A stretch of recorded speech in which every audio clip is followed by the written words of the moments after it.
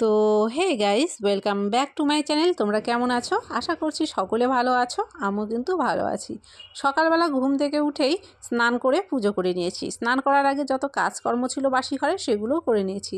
আর সকালবেলা আজকে একটু আমাকে ঠান্ডা লাগছিল, সেই জন্য দেখো একটা চাদর পরে নিয়েছি। চাদর মানে চাদরটা কাঁচা চাদর, মানে খুব যদি ঠান্ডা লাগে তাহলে চাদরটা পরে আমি পুজো করি। এমনি সময়ে কিন্তু চাদরটা গায়ে দিই না, শুধুমাত্র পুজো করার জন্যই চাদরটাকে রেখেছি। তো যাই হোক, দেখো এখানে প্রথমে বসে গেলাম তুলসী তলায় দেখো আমার বসানো আছে শিব ঠাকুর। তো শিব ঠাকুরকে ফুল দিলাম, জল দিলাম, ফুল দিলাম। দেওয়ার পরে কিন্তু দেখো এখানে তুলসী গাছ আছে, সেখানে জল দিয়ে পুজোটা সেরে নেব। নিয়ে কিন্তু তারপরে চলে যাব অন্যান্য কাজে। আজকে সকালবেলা দেখো এখানে কতগুলো জামা কাপড় কেচেছি, দেখতে পাচ্ছ। সোয়েটার কেচেছি, চাদর কেচেছি, তবে স্নান করার পরে যে নাইটিটা ছিল সেটা মেলতে চলে গেলাম। আর যেহেতু ঠান্ডাটা এখন কমে যাচ্ছে, সেই জন্য ভাবছি একটু একটু করে এখন থেকেই সব জামা কাপড় কেচে কেচে উঠিয়ে দিই। জামা কাপড় বলতে চাদর, সোয়েটার এগুলো আর কি। তো যাই হোক, ওখানে নাইটিটা মেলে দিয়ে ঘরে চলে এলাম। চা বানিয়ে নিয়েছি, আর এই দেখো হাতে নিয়ে নিয়েছি চা। তো প্রথমে ভাবলাম চাটা খেয়ে নিই। চা খেলে কিন্তু দেখবে সকালটা শুরুই হতে চায় না, চাটা যদি না খাই। আর আজকে আমার বাজার থেকে এনেছিল গিমার শাক। দেখো গিমার শাক অনেক দিন খাওয়া হয় না, আর এই গিমার শাকগুলো খুব সুন্দর, কিন্তু ভালো ছিল। তো যাই হোক, এখানে ঝটপট করে আমি বারান্দাতে আগে বসে পড়লাম গিমার শাকটা ছাড়িয়ে নিতে। কেননা শাক সবজি মানে একটু টাটকা টাটকা খেতেই ভালো লাগে। বিশেষ করে শাকটা যদি একদিন দুদিন ঘরে রেখে দেওয়া হয়, তাহলে পাতাগুলো দেখবে কেমন যেন একটু নরম ধরনের হয়ে যায়, তখন কিন্তু ভালো লাগে না। তো সেই জন্যই শাকটা আমি সাথে সাথে খেতেই ভালোবাসি।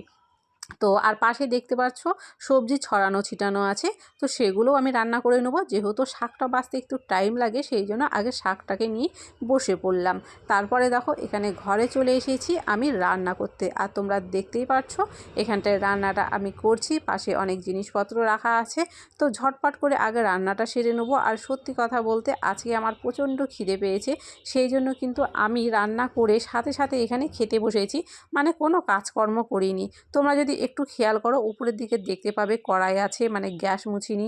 বাইরে সবজি কেটেছিলাম, সেখানেই সব পড়ে আছে, কোনো কাজকর্ম কিছুই করিনি। তো ভাবলাম আগে আজকে খেয়ে নেব, খাওয়ার পরে সব কাজকর্মগুলো করব।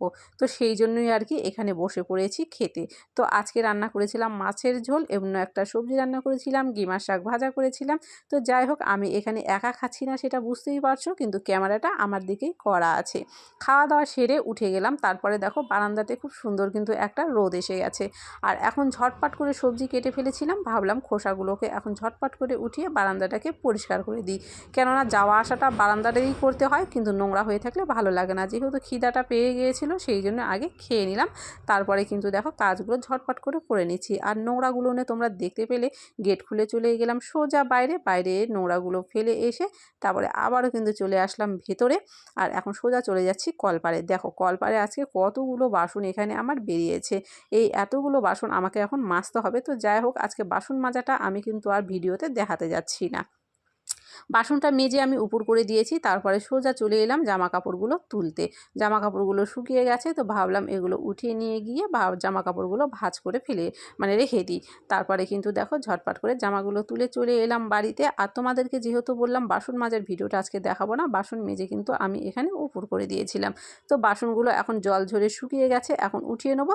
বাসনগুলো উঠিয়ে নিয়ে একটু ঘর বারান্দাটা ঝাড় দিলেই কিন্তু আমার বিকেলের কাজটা হয়ে যাবে। তো যাই হোক, ভিডিওটাকে আজকে আর বেশি বড় করছি না। কেমন হয়েছে অবশ্যই কমেন্ট করো, ভালো লাগলে অবশ্যই লাইক করো। যদি চ্যানেলে নতুন হয়ে থাকো অবশ্যই চ্যানেলটিকে সাবস্ক্রাইব করে দিও, আর পারলে ভিডিওটাকে শেয়ার করে দিও। আর তোমরা কে কোথা থেকে ভিডিওটা দেখছো অবশ্যই কমেন্ট করো। আর তোমরা কি করে কাজ করো তোমাদের, সেটাও আমাকে জানিও।